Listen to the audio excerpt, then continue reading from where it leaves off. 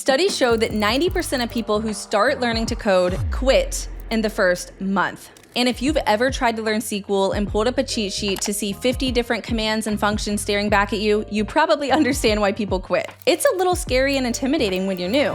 But here's the secret. There's a small number of commands that are responsible for the vast majority of real queries written by analysts every day. So if you feel overwhelmed, it doesn't mean that SQL and coding and data aren't for you. It means that you need to narrow down the scope and focus on the things that matter most. Today, I'm going to give you the best starting point and teach you the 3 SQL commands that show up in 80% of queries.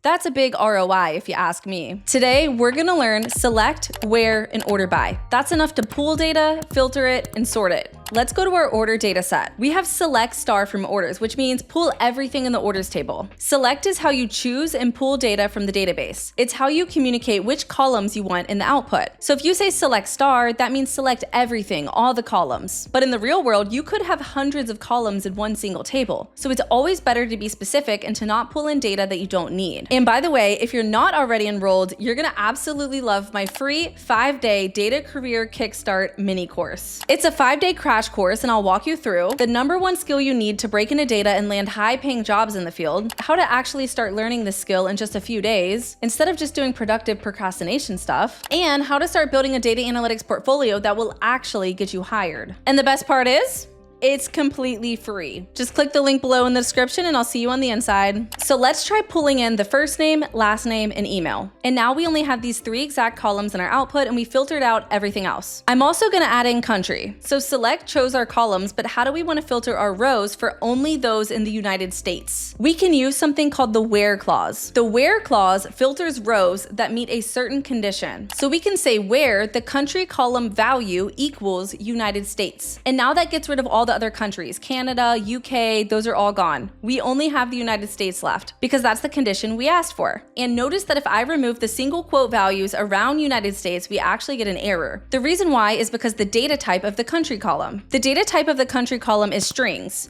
You might also hear text values or varchar, but basically it's words or text, so we have to put it in single quotes so SQL knows how to look for it. Or if you're filtering for a numeric value like 100, 62, 49, it might make sense to use a different operator other than equals. You could also use greater than, less than, greater than or equal to, less than or equal to. There's so many different types of conditions you can filter for in the where clause, but this problem here is a really good start. Now we have all the customer information for our United States orders, but how can we sort them by the total purchase value? That way we can prioritize our biggest customers. For sorting, we're gonna use the order by clause. We're gonna add the order by clause after the where clause and order by the order total column. You don't have to, but I also added this into our select statement so we can see it in the output. If you noticed, order by order is an ascending order by default. That means smallest to largest. But if we want to flip it and have the largest values at the top, we have to order in descending order. And since ascending is the default, we're gonna have to add descending after the column name. And now we have all the largest values at the top. And we can very clearly identify our most important customers in the US. So in plain English, this query says, go in the orders table and find me the first name,